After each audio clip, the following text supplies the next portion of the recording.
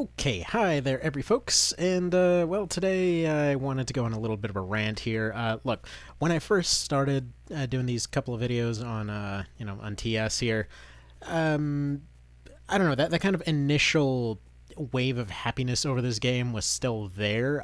It really didn't need to hold its own much. Was just kind of excited to see how many things the game was trying. But towards the end of the spoiler review, you may have gotten the idea that there were a lot of cracks that started to show in this thing, and well, let's just say that the more you go into it, the more those cracks tend to show more and more. And I feel like a lot of that idea was kind of lost. Because I started looking at the comments and they're like, yeah, just go out and buy it. This is a, full-hearted recommendation and whatever else. And so I wanted to make this rant here just to kind of go over the kind of, well, those cracks, quite frankly, just to kind of discuss some of the weird stuff about this, just to make it 100% abundantly clear that the best way to put it is, yes, the gameplay is pretty good, but every time it has a good feature, it makes this big pitch like it's going to go somewhere with it, and then it frickin' doesn't. And that's kind of why I find it really frustrating, because, yeah, like, the intro, if you've played the prologue demo and everything else, it starts off relatively strong. Yeah, the writing is a little bit off at some parts, but whatever. It starts off pretty strong then. But everyone just becomes more and more brain dead as time goes on, and I can tell you, okay, the reason that I decided to say that this was super similar to Outer Worlds in the other video, for anyone that's played Outer Worlds and New Vegas, here's the deal. New Vegas is a lot like Tactics Ogre, namely a game that's got a whole lot more systems than it actually lets on. It's got a whole lot of stuff going on. It was put together as kind of like a dream project, and you can tell by the amount of completely unnecessary details. Like, there's a hotel with just a bunch of teddy bears having a knife fight. Who knows why the hell that's there, but whatever. It's just sort of there. There's, like, details all over the frickin' place that don't affect anybody. Tactics Ogre, same way. Does anybody care that Diebold takes his helmet off at one point? No, who cares? But it's there as just an extra thing. Anyway, what I'm trying to get at, though, is when Outer Worlds came out, it similarly to TS here, took, like, the friggin', I don't know, 100-plus different items, boiled them down to about a dozen with repeating effects, and bear in mind, again, I realize with like Tactics Ogre, they had, I think it was something like 40 different iterations of healing and MP restoral items, but there was a reason for that. I mean, like, the majority of your list is variations of heal pellet in this one. So it's like heal pellet, elemental grenade, and then buff debuff items. That's it. There's not really anything else going on there. There's not really customizations on your units. There's an upgrade tree it's more of an upgrade line for the most part. It branches off at a couple parts, but all you're deciding is what you're going to get sooner. And again, Outer Worlds did the same thing, where it had a perk tree, but for the most part, it was like, here's a bunch that are going to be super useful. Like, do you want to heal when you're shooting stuff? Yeah, that seems really useful. Or do you want to run 5% faster? It's that kind of stuff. And I actually didn't realize this earlier, but yeah, once you get the golden ending in Triangle, it actually takes care of the full spoiler situation for you in the background. Like, for example, that right there is the pink ending. Here's the blue ending. You got the red ending, I'm sure, coming up. Yeah, this looks like the red ending. And yeah, so who knew? Who knew? They pre-spoiled the game for you if you already won. But okay, I just want to say on the writing, the more I think about it, the more irritating it frickin' gets. Like, again, beginning of the game is entirely Game of Thrones Season 1. I mean, you're pretty obviously modeled after the Starks for your faction and that kind of thing. You got Ragnar basically serving the role of Ned in that one, just getting himself executed for absolutely no frickin' reason. I mean, the entire plot of the game, if he had just said, nah, wasn't me, that would have been, hey, look, they even had the final boss fight of the golden ending in this one. But yeah, the entire game's plot would have been derailed at that moment, but for some reason they felt it wasn't important. Okay, so you got Game of Thrones Season 1. Then you get the writing for the endings, and especially the golden ending. And you can tell that suddenly units have dialogue. Every single unit in the party had a line in the very final boss fight of the golden ending. These are units that have not talked in 30, 40 plus hours. Suddenly, every single one of them has a line. And, like, at first, I was like, well, this is pretty cool. This is a nice way to end it. You know what? Mr. Omni-Wizard guy finally remembered his granddad exists. So the last cutscene for him was in my last playthrough of the game. So, you know, that's certainly something. But, it's super jarring when you think about it because, yeah, they put all the writing effort in the beginning where they gave you the prologue, and then in the end where they have the endings and the golden ending. And it turns out, by the way, as far as characters in your party being, like, actually there, not like a time paradox situation, I was actually sent a link earlier that showed that, yeah, characters that you're not supposed to have that show up on alternate endings where they would have been dead do actually have lines addressing it.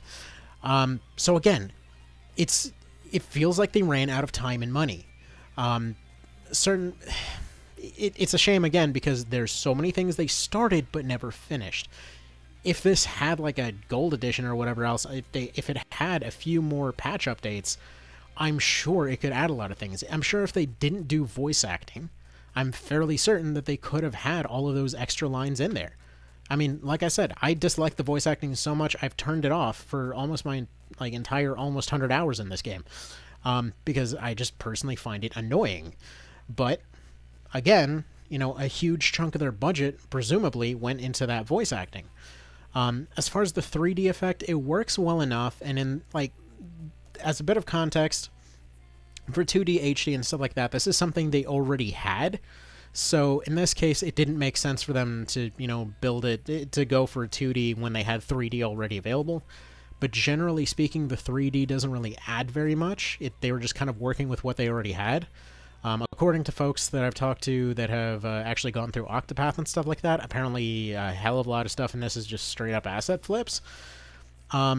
So yeah, okay. Now, let me talk about that middle of the game there, because I've gone through through a few routes in this, and I do plan to do some challenge runs of it, but as of right now, I'm just completely burnt out on it. But, like, let's go ahead and whatever. Let's just that's gonna go through like 50,000 intros. Let's blah, blah, blah. No, wait, right. That was the one I was trying to redo on normal and then got bored. Let's do this one. Sure, whatever. Sure. So the middle is a total mess. I was going over this before, but the amount of stuff that's just hand waved away is kind of insane. That, like, the gold ending, that's the one where you have to do everything right to get everybody together, and you'd think that would involve ideal solutions for most of the stuff that's available in the plot. Let's see if this time it'll actually show it. Yeah, all of these little colored sections are where you have a choice. So again, let's go through the choices one by one because I failed to do that properly last time. Your very first vote in the game, just which scenario would you like to see? Would you like to see the snow? Would you like to see the desert? You get one character based on each of these paths. If you go this way, you get Rudolph. He's like a trapper archer sort. If you go this way, you get what's-his-face, icy wizard guy that is just... they're a flip of your hot wife character. Except their ice thing is just... their giant move is blue, and it doesn't require a charge, and it's just better in every way in my book, but whatever. Alright, second vote. They basically say, okay, do you give up the guy, do you give up friend guy, or do you not? And one way or another, you're doing crap anyway. So if you do decide that you're gonna keep a hold of the guy, you have a bunch of back-to-back fights in your castle. If you don't, then you end up going and fighting the guys that pretended to be your allies in the last route. I want to mention that this version of this, they made it a big point to point out, like, Landroy's faction, the archer guys. They're like, oh, they're going to send all these reinforcements and it's going to be such a big deal. They do absolutely nothing in either route. In this route, they talk about sending reinforcements, they never do, and then Alvora goes and then she just shows up and kills them. In this route, they view you as a traitor, and then you show up to talk to them. Everyone agrees to the peace talks, at which point they attack you anyway. Now, yeah, there is some background stuff about the red guys doing their crap in the background, but screw it, I don't care. One way or another, they act like an idiot in either route, and they do actually nothing. Now, this is kind of when you start to notice that there's obvious cut content. Like, there was clearly supposed to be a route where you talk to them or you force them. This happens multiple times through the story where they're like, we have a diplomatic option. Here's all these ways that we could potentially do it. And then you end up fighting anyway because they want to have a fight there instead of talking it out. Again, comparing, New Vegas to Outer Worlds there, where it's just like your options are shoot after talking or, nothing. Yeah, it's not a perfect example. They do still occasionally have more talking in that game, but still, for the most part. Anyway, moving on. Then at that point, you get an offer from a guy that says, do you want to join them? At which point, if you join them, they betray you. If you don't join them, they betray you. And you deal with them, whatever. Let's see. So yeah, this is where Falks ends up dying if they didn't end up dying over here. And meanwhile, in the other version, what do they do here? Oh, well, you just basically find out that whether you whether you expose the guy that was doing illegal crap or not, he still gets exposed, and the exact same thing happens. Like, whether you explicitly betrayed the people by being a smuggler, or whether you went and told them immediately, which they tell you will backfire, there is no backfire for it. There is no alternate scenario for that to happen. One way or another, the same stuff is going to happen. So yeah, if you expose the guy, then they're just like, well, I guess whatever. You get promoted and take his spot, and if you don't expose him, well, he's dead now. I guess we have a vacant spot. How would you like to do that in lieu of being arrested? It's like, the hell, all right. So yada yada. You end up meeting with the dudes over in the north. If you ended up going and doing the delivery daily. And, if you reveal it, then they just pay you your money, they agree to a deal with you, and that's one of the things that unlocks the golden ending. Again, whether or not you talk to this one guy, this one Border Patrol guy, basically, over for the red guys, if you talk to him and you reveal who one of your people are, then he's just fine and happy with you, and you have a fight over there. Otherwise, you have that same guy pretend to be a dead guy who is actually not dead, but that doesn't matter right now. Anyway, he goes to the arena, and the arena is one of the cooler maps in the game. It's just that it's basically a fail state, so that sucks. Anywho, so then one way or another, you end up going back to the blue guys, and it's either you have the money or you don't. It doesn't matter one way or another. Somebody pays you an extra 10 grand just to give you upgrade cash. And, either the arena pays you way too much, or Svarog pays you way too much. It just happens to be the exact same amount. What a coincidence. Moving on.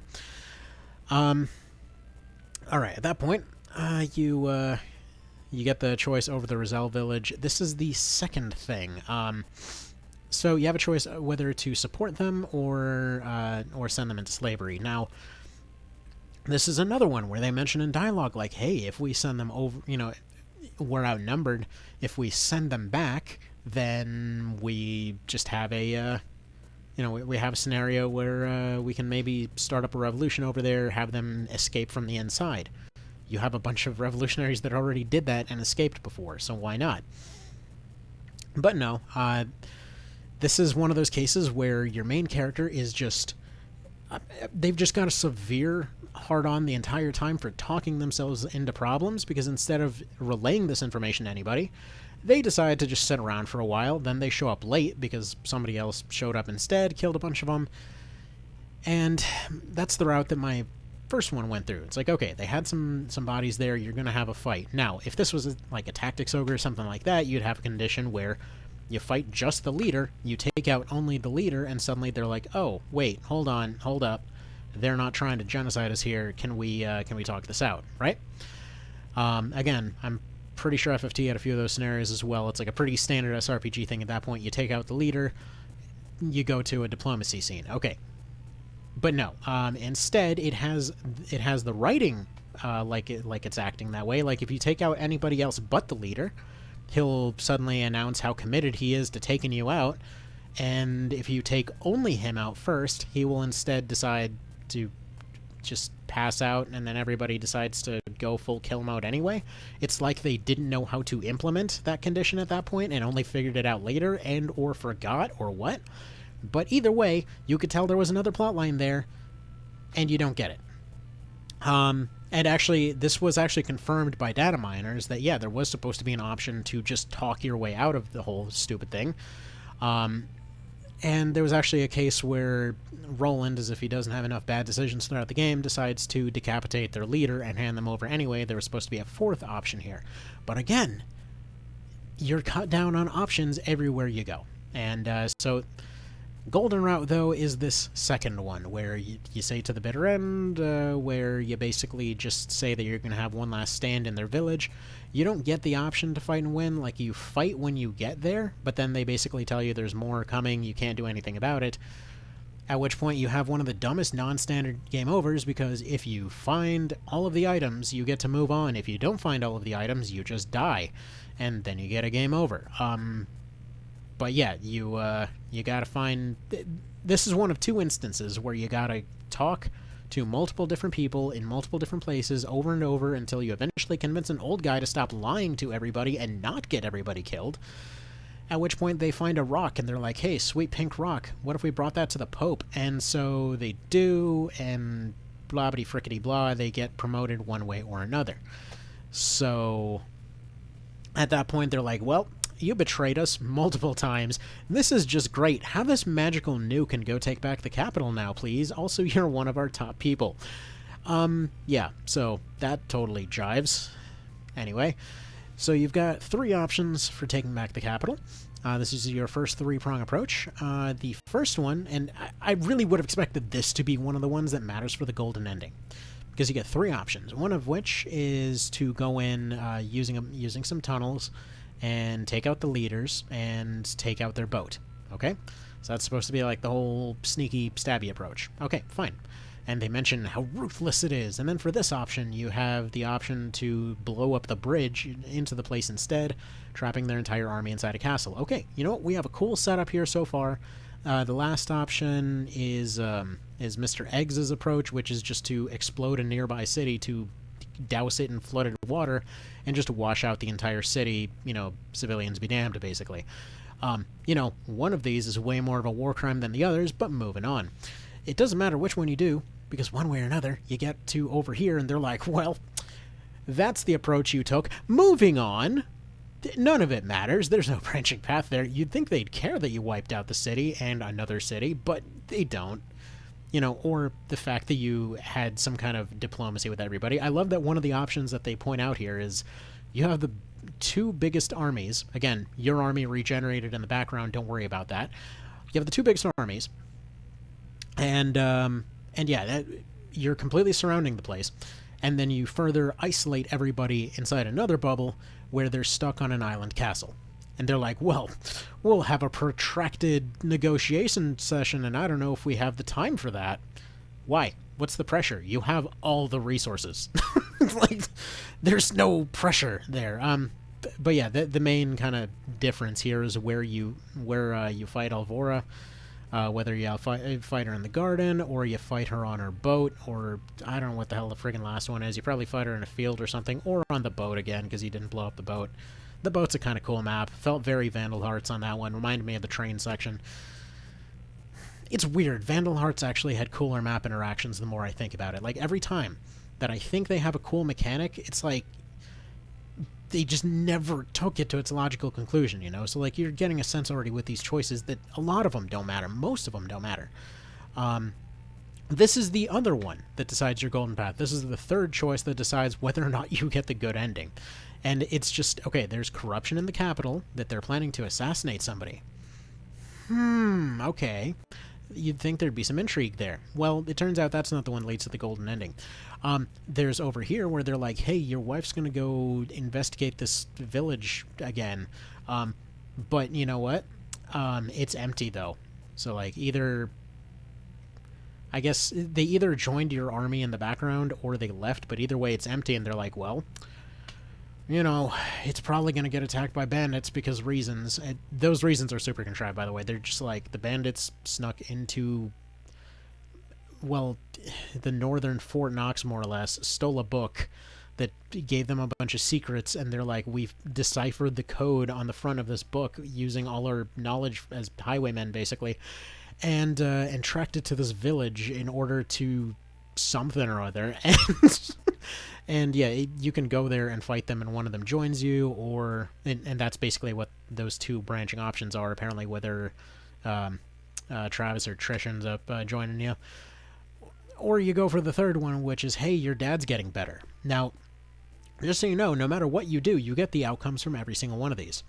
Even if you're there to protect your dad, he gets assassinated anyway. Even if you go with your wife, they get attacked anyway. And one way or another, you wind up with the secrets from that anyway. And then if you stay in the capital, it's those same people that he was investigating that leads to the assassination that you're going to find out about anyway. Either way, end result is the same. Because dude gets assassinated, you find out about the Himalayan pink salt. This is the second time, by the way, on the golden ending. Everyone acts surprised anyway.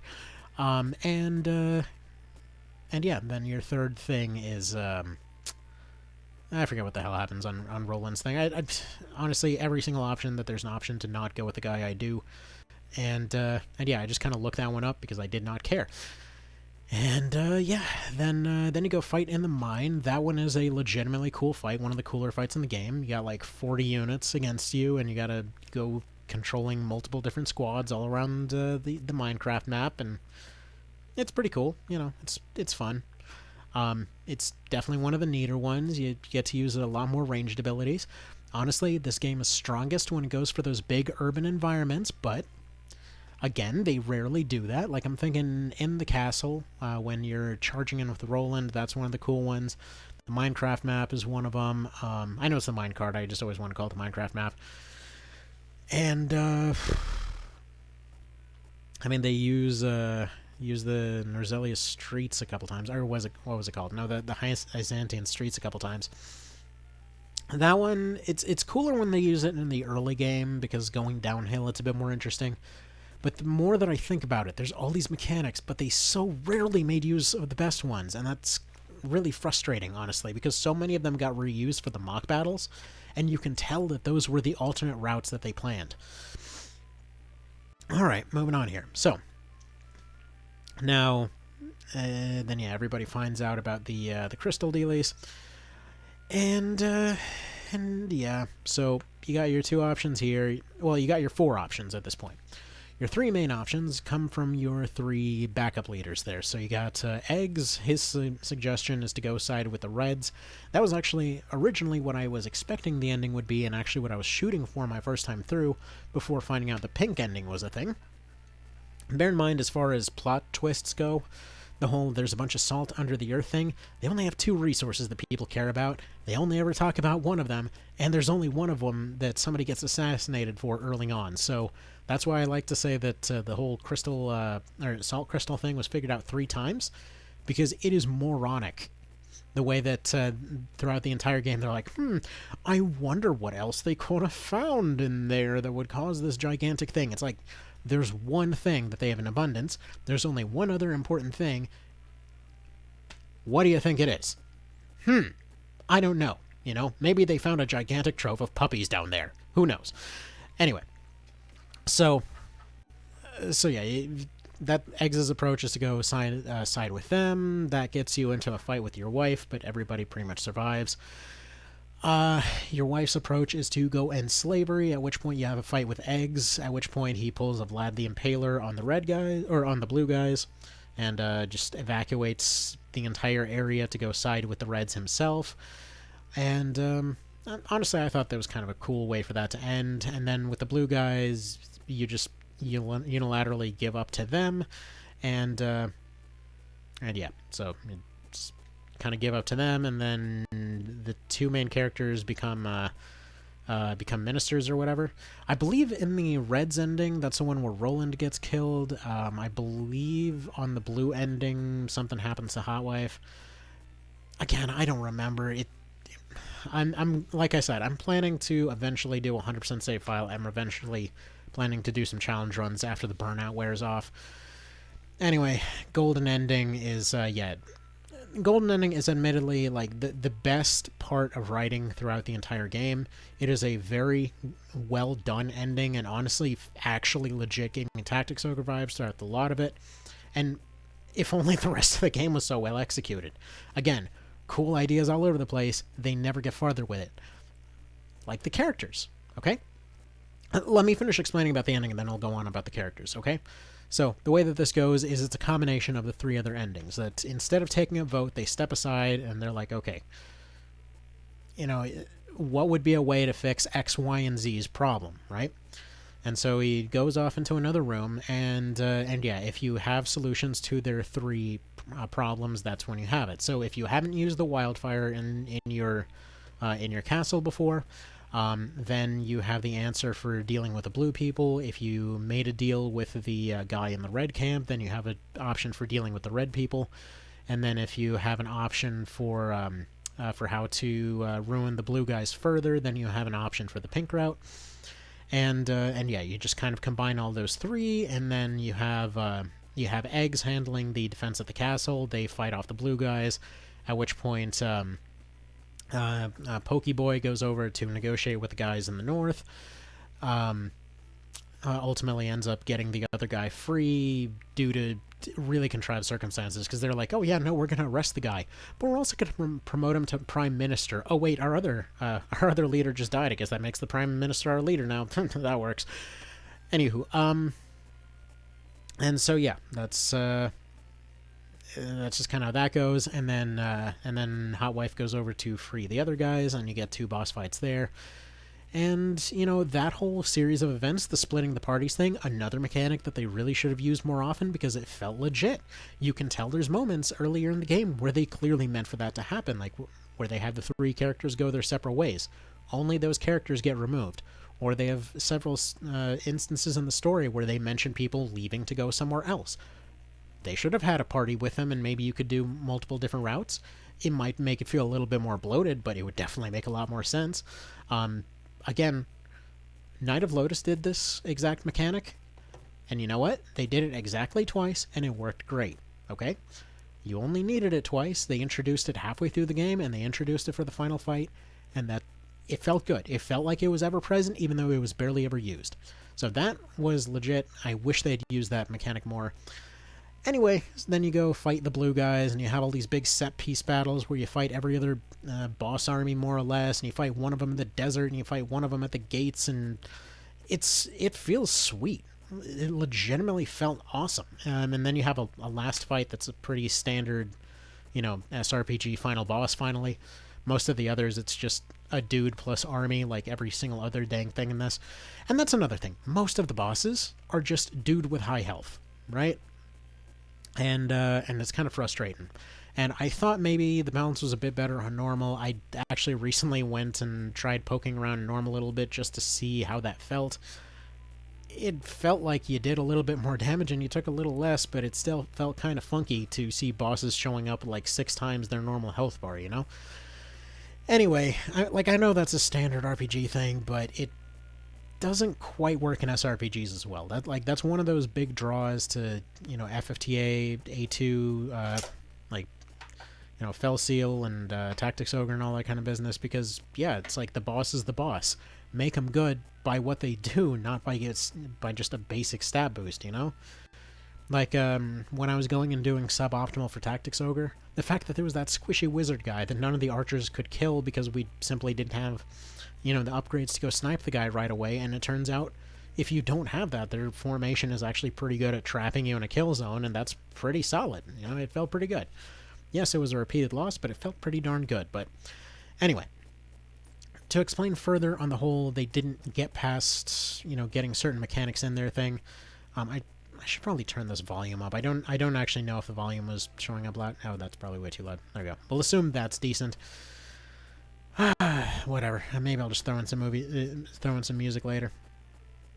But okay, let's take a look at our roster again, because I want to show just how lacking it is at the very end of everything, okay? Those last 2 that I haven't gotten, they're the 3rd healer in the game, and they're the final archer in the game. So this basically means that in total, you have pretty much 2 or 3 of everything and 4 archers, right? You've got 2 big AoE casters. You've got 2 hybrid casters. You've got 2 TP boosters. So like right here, let's go down the list, right? So you've got the 2 TP supports. You've got this healer. Again, it would be nice if I could sort them manually, but, whatever. You get 3 healers. She's the second one. Princess Lady's the third. You get 2 weird casters with this guy, or 3 weird casters. This guy, and where the hell's the other guy? Where's Omni Wizard at? I don't know, because the sorting list is just ass. Anyway, screw it. Whatever. Ivan-looking guy, wherever the hell he is today. Because this list constantly changes order, is the annoying thing. Especially at level. Like, we can change it to stats, I guess. Can change it by class. That becomes useless pretty quick. Weapon rank. Oh, wait. Everybody's maxed out there, too. Whatever. Let's go by health. Sure. Traps. You'd think there would be more than 2 traps in the game. Turns out, no. There are only 2 traps. You got your spring traps for launching things. You got your bear claw traps for other things. Or for just basically sticking somebody in place. I, again, would have liked to see more, but whatever. Only 2 spear units in the game. You got 1 dedicated thief guy, 1 sort of calculator type deal, and yeah, you got a couple tricksters in here, but you basically get a couple variations on each type of unit, right? And at first, this felt like, wow, they're going to do some cool stuff with this. Oh yeah, 2 spy characters too. But, like, there's basic variety there, sure, but eventually, like, especially after your first playthrough, you start realizing, like, I'm not really varying the party as much. It's just, one of these is a holdout scenario, one of these is a charge scenario, one of these is a kiting scenario, and then you just build accordingly. And it kind of caps out fairly early. Like, it doesn't feel like stuff gets more complicated past your, I would say about a maybe quarter past your second playthrough. So it feels very limited in that regard, and that's actually why the first challenge run I wanted to do this game was going to be a complete no camp run on hard, just to see if maybe there's something more to dig into there. That's honestly why I do a lot of the challenge runs that I do, just to see if there are more mechanics under the surface to uncover. But it all feels very basic in the end here. Like, it starts to feel very hollow very quickly. But anyway, so the running theme again that I'm trying to get to is they all start getting into a cool mechanic and then just stop. They're just like, well, good enough, we had the idea here, moving on, let's go not flesh out something else. Again, you got this camp, you got the characters being added to it, but they never do anything. They just sit there and it's creepy. Anyway, now all this to say that that I see a lot of similarities between this and, well, what I would argue is actually the best SRPG on the Switch. So what I want to say is, like, this game, sure, is it good? Yes, it is a solid product on its own still, despite the flaws that I mentioned. For example, not many SRPGs will actually bother with the detail of changing your footstep sounds based on what you're running on, or have them happening during the fight. I think XCOM's the only one that really comes to mind off the top of my head that does that. I guess Silent Storm too, but that's forever ago. But, alright, look. The thing is, though, for its price tag, $60, and it's probably staying there for quite a while, like, what you gotta realize is that most of the best stuff, like, obviously SRPG tastes are gonna vary, right? But if you've got, like, like, for example, stuff like Battle Brothers or whatever else, yeah, sure, that's gonna cost you a pretty penny. Banner Saga, that's gonna cost you a pretty penny. But Fel Seal, plus its DLC, plus XCOM 2 Collection, which includes all the DLC, plus going and getting, the actual friggin' champion of all of them, going to get Tactics Ogre on the PSP, another $20. All of that combined is less than the price of this game, right? That's kind of what starts to bug me about it. If this was a $20 or $30 thing, I would be ecstatic about it, but the more that I think about it, the more the price point starts to bug me. Hell, if it was 40, I'd be a lot more okay with it. But at 60, it just doesn't feel like... It doesn't feel like they got there, you know? And for comparison, this is considered a relatively low-budget SRPG, even though it is by Square Enix. Apparently they didn't give them too much of a budget. Most of it was asset flips, which meant that, yeah, most of their focuses should have been on mechanics. Now, let's take another quick comparison here to show you what I mean. So, repeatedly, throughout playing this, I kept taking breaks to go play some Fel Seal, right? On its surface, you may have seen in screenshots before. If you haven't bought it already, then whatever, give it a look at some point. So, initially, the graphics may not seem like much on this whole situation. Oh, neat. The chicken guy apparently came back with a bunch of stuff. But let's talk features on this, for example. Every one of those classes that were in there, you can pretty much make any of your units into any of that kind of stuff. Your roster is potentially like, I think it goes up to like 50 people is pretty standard in this. You can...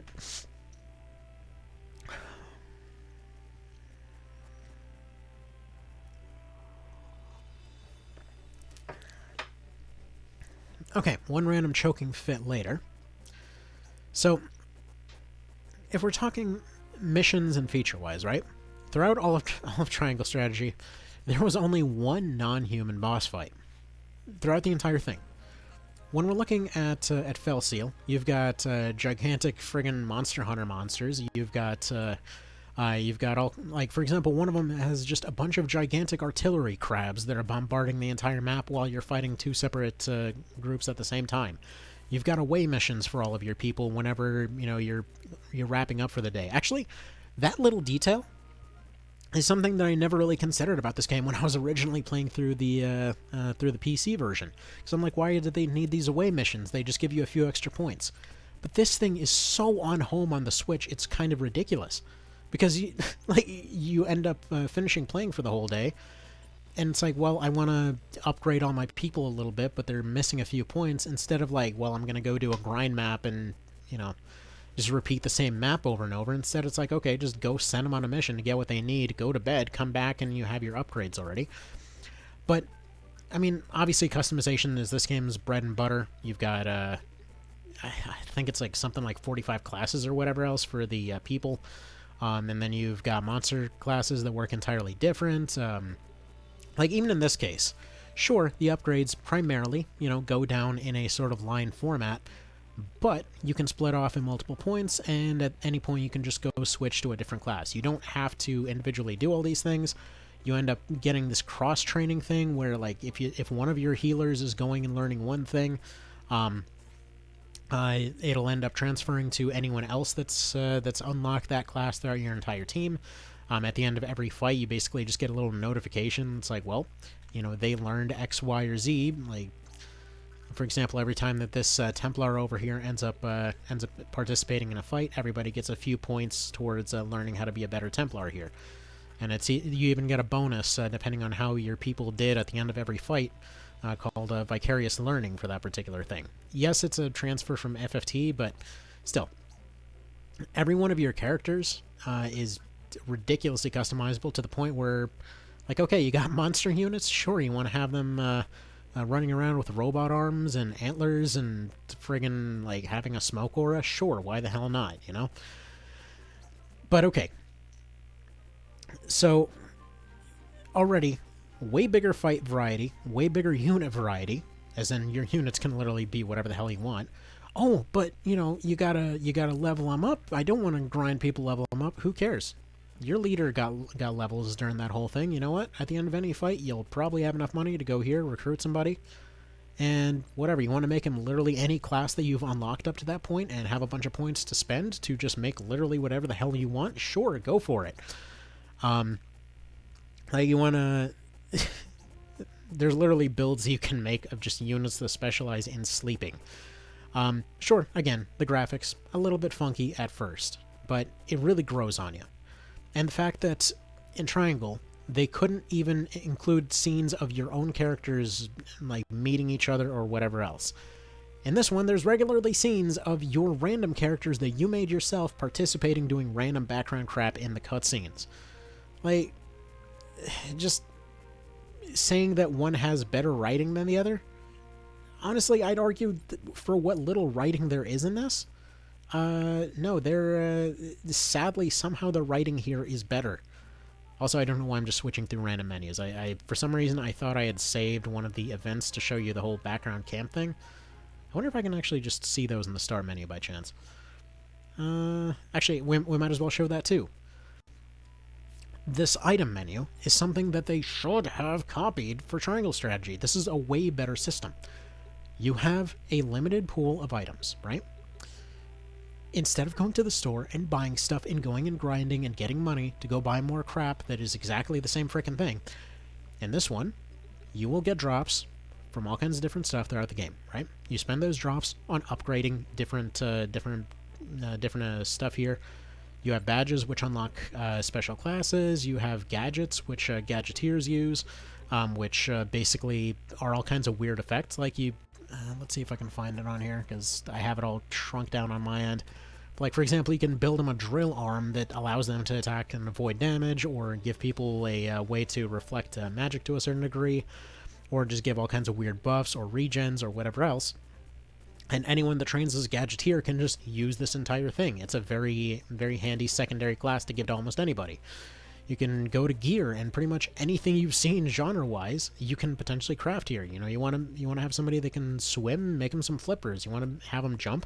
You want to build them frickin' jetpacks. You want to have portable halberds that you can use for axe wielders who want to also use a spear. Yeah, sure, what the hell, that's in there.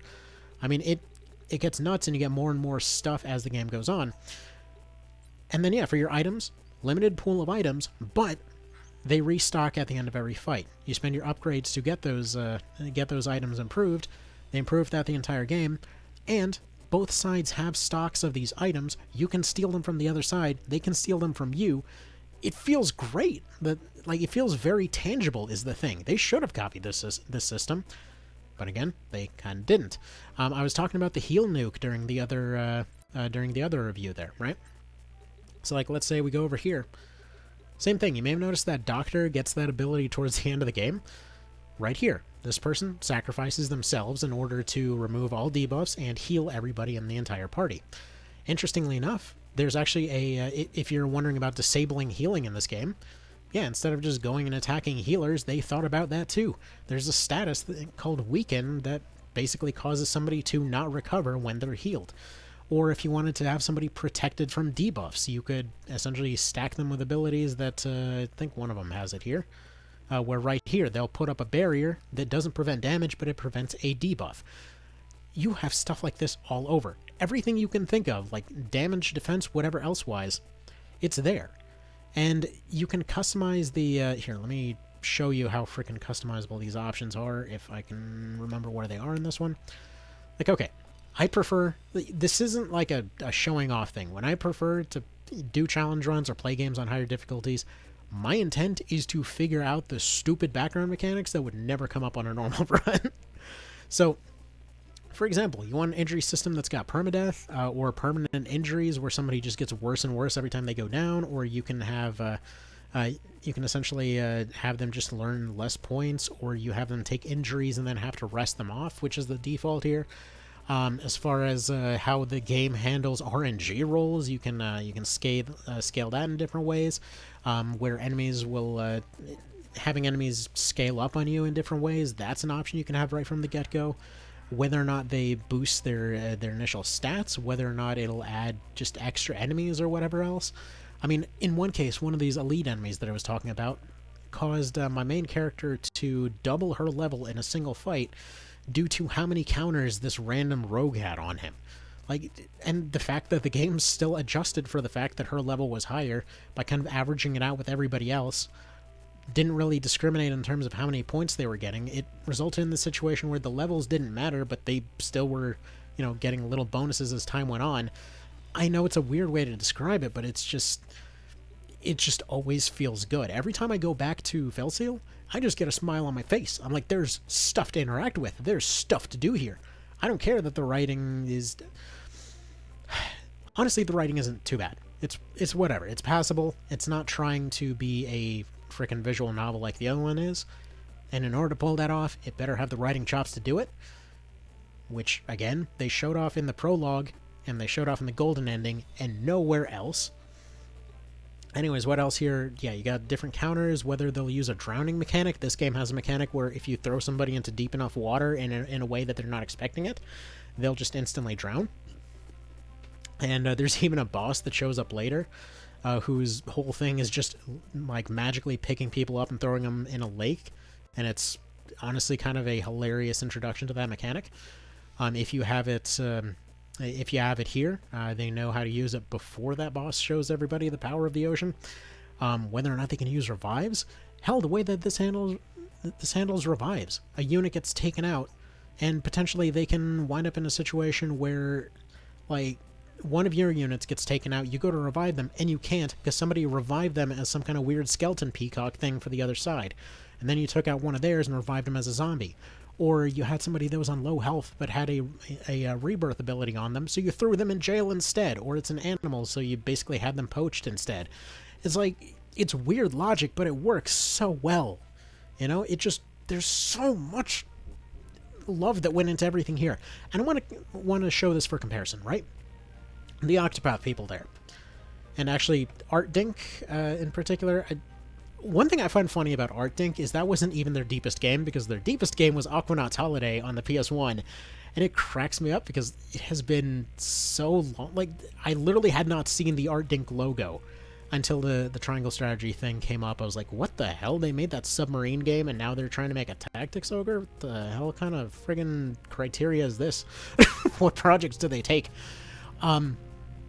Anyway, so my point is, that game has a gigantic professional studio. Presumably, I don't know, judging by the credits, you got a couple hundred people working there or whatever, right? And it's still considered comparatively small. It was a couple that made this one, and it's got so much more actual game in it. Every little detail has got more stuff in it. So you might say, wait, what about, what about the 3D graphics? I need to be able to do my map swimmies, which, by the way, something else here, if you're going to have a grind map, you might as well make it interesting. You see these bonuses over here? Yeah, that's one of the things that they added as time went on. That if you want to customize your grind maps, if you want to add different things in there, like you go over here and in each region, you build up stuff like this, where you just build up a little base of sorts, and all these different buildings interact with each other in different ways. And they give you bonuses. So, for example, in this case, there's a map over here that has a lake in it. So I just wanted to make sure that everybody can swim, so we don't accidentally get drowned. But if you want to have a higher potential rate for encountering certain enemy types, like for example, there are these little treasure guys that pop up every now and then, or there's these little bee things that potentially can one-shot somebody that are kind of terrifying, and I don't really know why you'd want to encounter more of them. But point being, there's a whole bunch of stuff going on at all times. There's a lot more stuff to interact with, and it's just more fun, okay? There is so much more fun in this. And see, Triangle did mess me up on one thing. You may notice that this menu came up when I pushed that button. It kind of bugs me that they use this tiny little button on the very top of the controller in order to serve as your start fight button instead of Y. I know it's a weird detail, but it's just strange. But yeah, so right away, again, like a way lower budget, but in terms of everything that you're seeing around, do you see way more detail in this? Do you see your actual percentages showing up for debuffs? Like, funny part is they both did copy one thing together, which is the square menu. But I want to point out, I call it the square menu, by the way, because as far as I know, its origins were in Tactics Ogre Remake, where you hold the square menu and then you could do left, right, up and down to make the map go side to side, or go vertical, or zoom in and out and all that kind of stuff. Felt pretty good. I used it to skip around menus and stuff like that, and it also showed enemy data. But here's the thing. In Triangle, you have to move the cursor off of your character in order to be able to see this menu. Additionally, in this one, they figured out how to give you all of your information on everybody without having to go to different menus. Like, you see all these different units have all these different things. Let's see if we can find one. Yeah, we got one of the elites over here. And yeah, you see what kind of different abilities they're working with, what their passives are, what their counters are, what kind of guards they've... well, that guy's a guard, whatever. He probably just has higher defense. These guys are relatively low level, but still. You know, you want to find stuff out? It's there. And you can do this for every single person. You see all of their gear, all their stats, all of their everything. Okay, you don't have to go through multiple menus to see all this stuff. And again, both of these games set out to accomplish the same thing, which is to encapsulate that old SRPG feel in a new game. And this feels like they tried way, way harder. Like, for example, you got your defensive character, okay? This may seem like a very minor thing, but having a defense character with an attack that scales off defense instead of strength, that should be more of a thing. You have one attack that specializes in breaking armor. You have a defense, which allows for checking defense instead of strength, basically allowing somebody to use their armor as their weapon. Yes, that's kind of like the ram ability, but you know what? You know who else has ram ability? Every single character in this game. You ram somebody into something, you do more damage. You ram them into somebody else, you do damage to that too.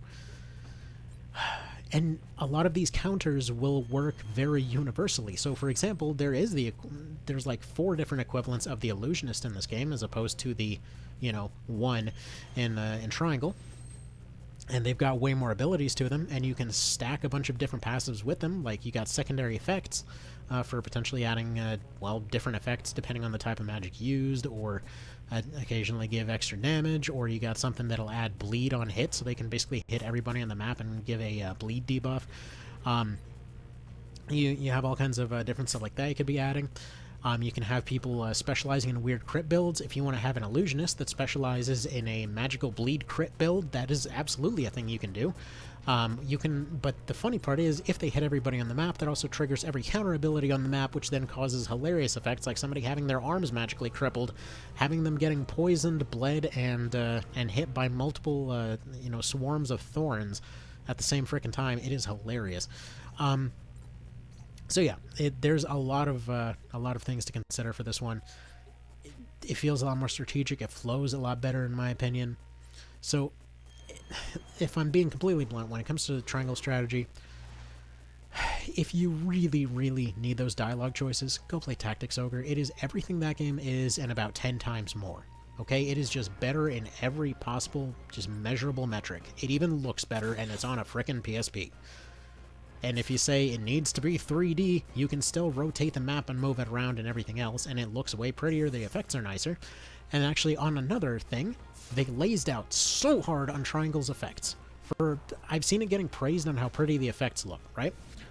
Now, tell me what's got more character. In that one, you've got the basic Thunder ability. It's just a small dark cloud with some lightning that pops out. And you've got Thunderbird, which is a bigger dark cloud with the thunder popped out, and you just scale it up a little bit, right? You know what this one did?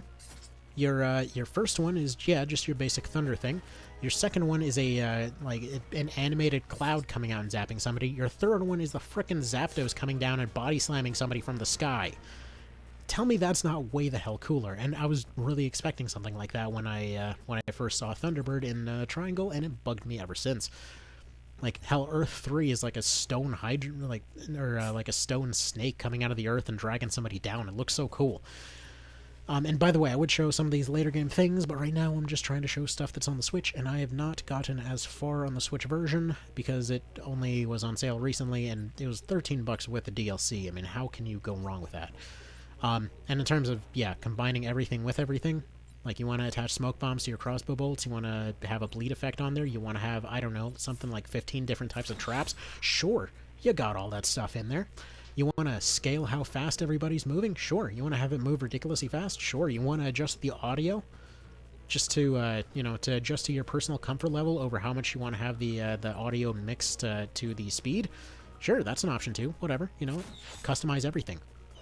Who are we to tell you how to enjoy your game? So I like this little halfway point. Like, this is This one is like, I think like 10% faster speed from default, and no adjustment to the sound. So, it's personally what I like. You might have seen that Thorns thing there. That also seems to scale based off of comparative health between two units, and instead of scaling directly one way or the other. And you might have picked up by now that every single one of these units, they can have a class coloration or whatever else combo.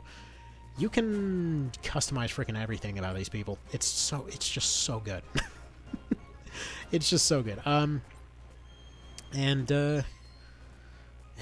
think my point is made. If you want to experience SRPG goodness, and you want to do so in a more sensible manner, you're going to get way, way, way, way, way more gameplay getting Fel Seal in its DLC, getting XCOM 2, and then going and play Tactics Ogre 2. You know what? Just get those three. It's less than the cost of Triangle Strategy. If you absolutely have the money to burn and you want to support it, then absolutely, sure, go get it. It's a, Here, let me turn the audio down because it's getting kind of loud, and oh man, this mixing is going to be all kinds of jacked up, isn't it? Whatever, we'll figure that out later. I didn't realize that I had my elbow resting on the mouse pad and it made stuff move. Whatever. See, right there, Counter Steal. What game has Counter Steal? Seriously. Anyway, I hope, I hope my point got made here. I hope this makes sense, and I hope I caused at least somebody to make the proper decision to, think about getting this over that. And as far as XCOM 2 goes, yeah, its switchboard isn't the greatest thing in the world, but it's still XCOM 2, and I want to point out XCOM 2 Collection, so again, the War of the Chosen version. If you want to play the original, hell, it comes with that version too. They absolutely did not need to do that, but whatever, screw it, they did. And yeah, if you're thinking, wow, I don't want to trigger all those reaction abilities, sure, there's about, 7 or 8 different ways to completely avoid reaction abilities. There's ways to shut them down. All that kind of stuff. It's almost like I like this game or something is the thing. Hell, you want to potentially just do a pacifist run? Just early access to the Plague Doctor. Just put thorns on everybody. Everybody just is a counter machine gun as soon as they're hit by an AoE. I've seen a group using thorns that essentially has done 100 plus damage just with this little situation here. And yeah, square menu actually works a decent bit better on this one because it works best when it's a hold down instead of a toggle, because you'll regularly accidentally hit the button to try to toggle it to move the bars out of the way, and end up accessing a different menu, because that's totally one way you want to do triangle. You definitely want to make everything less convenient. Anyway. Yes, I have gotten more and more negative every time I've gone into Triangle. Even after the golden ending, it's started to bug me more and more and more as time goes on. So, all right, and yeah, XCOM 2, by the way, just to clarify on that one real quick, it's friggin' amazing. The gameplay, there's a ton of stuff going on. It's the only one I've seen so far, aside from maybe something like what's that one that I can't remember of? There's one that's basically like an IRPG, Divinity, right? Stuff like that. I'm pretty sure, I forget if Divinity's on this. It feels like it would be. Either way, something like that, it makes more sense because they've had more of a budget to pull it off. XCOM 2, you can potentially pull all kinds of weird trick shots. By having your, by essentially blowing up certain bits of the terrain and stuff like that, so it makes sense. Triangle would have been just fine in 2D, but, in that case, they were reusing assets and whatever else, so whatever. But my point is, you know what my point is. I've already made this point multiple times. Go get this, or go get XCOM 2, or just get both, because they're cheap, and they're constantly on sale lately, which makes me think that they're working on sequels, which I know for a fact that these guys are working on a sequel, and supposedly it's somewhat Tactics Ogre related, according to a thing they replied to a year ago. So, I would definitely, in retrospect, yeah, I probably wouldn't have picked up Triangle, but then again, we got some reviews out of it, so whatever. Anyway, that'll be that for now until those challenge runs start, and yeah, then we'll go back to the usual, Tactics Ogre and everything else. because I've got a bunch of those tactics over things that I want to get out, and we'll go from there. All right. You have a good one. I'll see you then. Take care, and have a great one.